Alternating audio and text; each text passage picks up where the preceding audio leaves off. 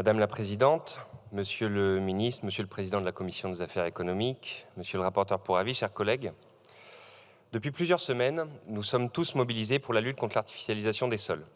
Et je voudrais commencer mon propos en saluant l'esprit transpartisan qui aura guidé nos travaux sur ces bancs. Il nous aura conduit à voter ensemble, en première lecture, un texte ambitieux et à une très large majorité.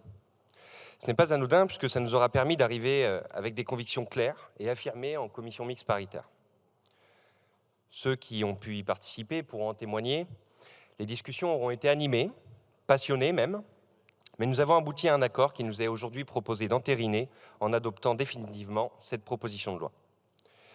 Une loi qui, malgré son aspect technique, traite en réalité de sujets qui nous concernent tous au quotidien, qu'il s'agisse de la lutte contre le réchauffement climatique, l'érosion de la biodiversité ou la protection de la ressource en eau, de permettre notre souveraineté alimentaire et l'accès à une alimentation de qualité, de veiller à l'accès au logement, au développement d'infrastructures et des services publics, ou encore de renforcer notre souveraineté industrielle et énergétique.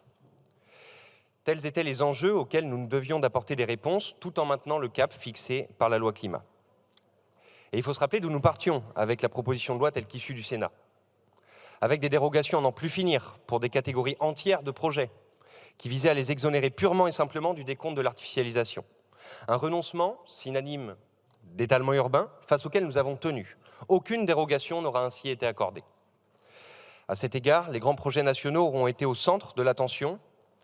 Inclus dans l'enveloppe nationale des droits à construire, tout l'enjeu était de sécuriser leur réalisation. C'est chose faite avec le forfait que nous avions voté en première lecture et qui est ici préservé. À défaut donc de les considérer arbitrairement comme non artificialisants, ce forfait est passé de 15 000 à 12 500 hectares, dont 2 500 dédiés aux territoires d'outre-mer, d'Île-de-France et de la Corse, qui, de par leur spécificité, ne sont pas soumis aux objectifs quantitatifs fixés par la loi climat. La clause de revoyure prévue en 2026 permettra d'en faire l'état des lieux, sans qu'il ne puisse venir impacter davantage les droits à construire locaux. Ces grands projets d'envergure nationale, certains voulaient les conditionner à un avis conforme du président de région. À ce pouvoir de blocage, nous avons préféré le dialogue, avec la création d'une commission régionale de conciliation. Autre sujet fondamental, la garantie rurale.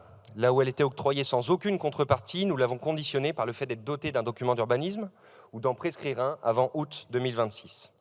Une nécessité pour un aménagement planifié, durable et respectueux de nos espaces naturels, agricoles et forestiers. Forte de ce prérequis et pour n'écarter aucune commune rurale, elle a ainsi pu être étendue à toutes celles qui auraient consommé moins de 2 hectares sur les 10 dernières années, quel que soit leur niveau de densité. Toujours à enveloppe constante des droits à construire, évidemment, ce sont au plus 317 hectares que les territoires devront donc flécher vers ces communes qui ont été parmi les plus sobres sur le plan foncier. Parce que nous devons donner aux collectivités les moyens de nos ambitions, le sursis à statuer que nous avions entériné est lui aussi conservé, de même que le droit de préemption urbain est étendu à la renaturation, sans pour autant venir impacter celui des SAFER, contrairement à la version initiale qui nous était proposée. Parce que la marche est haute et que ce texte impacte les travaux de planification engagés localement, les dates butoirs de révision des documents d'urbanisme ont été adaptées. Les SRADET devront ainsi être révisés au plus tard en novembre 2024, les SCOT en février 2027 et les PLU ou PLUI en février 2028. En définitive, on peut être nostalgique du texte que notre Assemblée a voté en première lecture, ou dire qu'on aurait voulu aller plus loin. Mais la réalité, c'est que là où la proposition de loi sénatoriale voulait permettre des dérogations à hauteur de 75 000 hectares, nous sanctuarisons l'objectif de réduction de moitié de l'artificialisation d'ici 2031.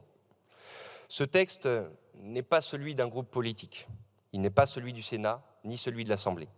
Il est celui du Parlement, dans toute la diversité qu'il compose. Il est à la hauteur de l'enjeu climatique et ne renie en rien le courage qu'il a fallu aux législateurs de la loi climat pour porter une telle révolution en matière d'aménagement du territoire. En sécurisant les grands projets structurants de demain, il porte aussi de grandes ambitions de souveraineté alimentaire, industrielle ou énergétique pour notre pays. Enfin, il répond aux attentes des territoires, en particulier les plus ruraux, en leur donnant les moyens de parvenir, à horizon 2050, au zéro artificialisation nette.